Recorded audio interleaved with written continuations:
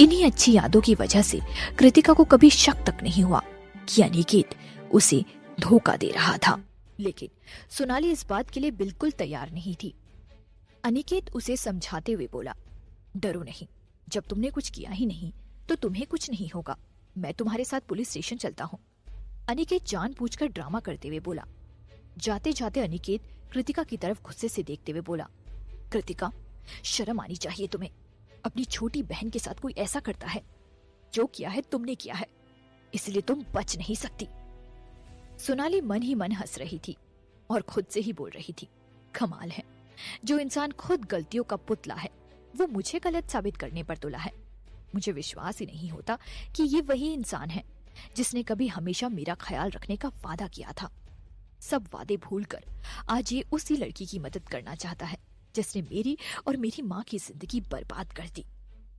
हालात भले ही कुछ भी हो, लेकिन जिसे हम सबसे ज्यादा प्यार करते हैं अगर वही हमें धोखा दे तो दिल तो टूट ही जाता है।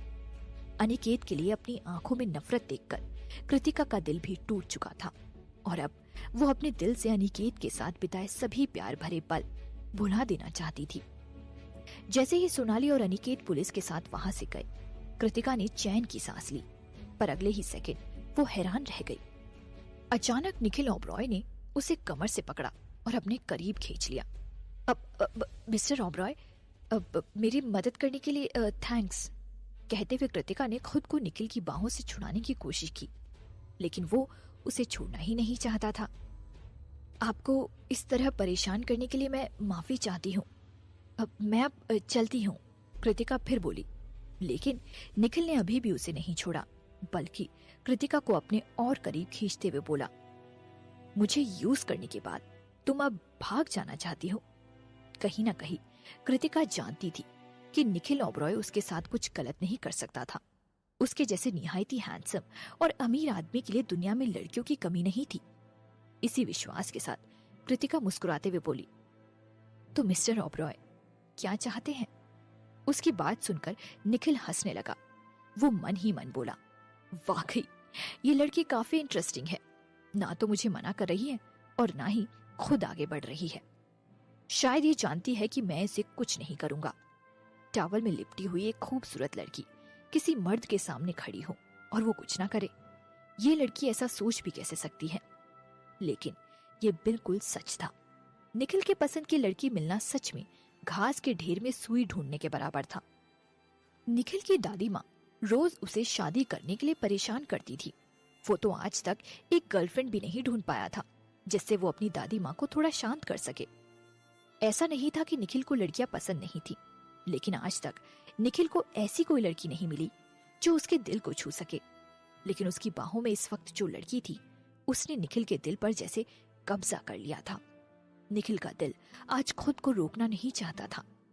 निखिल कृतिका की और करीब जाते हुए बोला, कुछ देर पहले तो तुमने कहा था कि आज रात तुम मेरे साथ बिताने वाली हो। कहते हुए निखिल ने कृतिका को दीवार से सटा दिया। कृतिका काफी नर्वस हो रही थी। वो धीरे से बोली, मिस्टर ओबरॉय, कुछ देर पहले जो कुछ हुआ वो सिर्फ एक गलत फहमी थी। मेरी जैसी ऑर्डिनरी लड़की में आप इतना इंटरेस्ट क्यों दिखा रहे हैं? कृतिका की घबराहट से भरी हुई आंखें भी निखिल को बेचैन कर रही थी। कृतिका की बात सुनकर निखिल तुरंत बोला, ऑर्डिनरी लड़की? शायद तुमने ठीक से खुद को कभी देखा ही नहीं। और सच कहूं तो तुम्हारा एक्स बॉयफ्रेंड तो बिल्कुल इडियट है। तुम्हारी जैसी खूबसूरत लड़की को छोड़कर वो उस ड्रामेबाज सोनाली के पीछे कैसे जा सकता है? ये कहते ही निखिल को एक ख्याल आया और वो तुरंत बोला, क्या तुम्हारे एक्स बॉयफ्रेंड ने कभी तुम्हें इस तरह देखा है?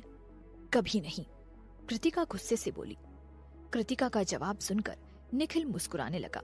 वो आगे बढ़ा और उसने कृतिका के होठों को चूम लिया। कृतिका उसे रोक ही नहीं पाई। उसका दिल जोर जोर से धड़क रहा था। निखिल की गहरी काली आंखें कृतिका के मक्खन जैसे गोरे बदन से हटी नहीं रही थी। कृतिका ने खुद को शांत किया और अगले ही पल खुद को निखिल की पकड़ से छुड़ाने की कोशिश करने लगी। निखिल तुरंत नाराज होते हुए बोला, जब तुम्हें मेरी जरूरत थी तब तुम अपनी मर्जी से मेरे करीब आ गई, लेकिन अब मुझे यूज करने के बाद तुम चाहती हो मैं तुम्हें ऐसे ही जाने दूं? तुमने मुझे समझ क्या रखा है? कृतिका उसे शांत करने की कोशिश करते हुए धीरे से बोली, मिस्टर ओबरॉय, मेरी जैसी मामूली लड़की आपका फायदा कैसे उठा सकती है? आपको कौन नहीं जानता? आप ओबरॉय कॉरपोरेशन के सीईओ हैं। वही ओबरॉय कॉरपोरेशन जिसके अंडर आधी से ज्यादा एंटरटेनमेंट इंडस्ट्री आती है। आप अपने एक इशारे से कितनी ही कंपनियों को बर्बाद कर सकते हैं। मेरी जैसी गुमनाम लड़की आपका फायदा उठाने की सोच भी नहीं सकती। दुनिया जानती थी कि ओबरॉय फैमिली देश की सबसे मशहूर और ताकतवर परिवारों में से एक थी। पुश्तैनी विरासत के साथ साथ उनके परिवार का इतिहास भी बहुत पुराना था। जहां तक ओबरॉय कॉरपोरेशन का सवाल था, वो खुद इतनी बड़ी कंपनी थी कि इंडस्ट्री की कई कंपनियां मिलकर भी उसका मुकाबला नहीं कर सकती थी। ऐसा कहना गलत नहीं होगा कि ओबरॉय कॉरपोरेशन एंटरटेनमेंट इंडस्ट्री की कंपनियों पर राज करती थी और निखिल ओबरॉय उस रियासत का सुल्तान था। जिस तरह से कृतिका निखिल ओबरॉय की तारीफ कर रही थी, वो समझ चुका था कि ये लड़की बहुत ही शातिर है। वो अचानक अपनी आंखें चढ़ाते हुए बोला, 7 वाले कमरे में क्या हुआ था?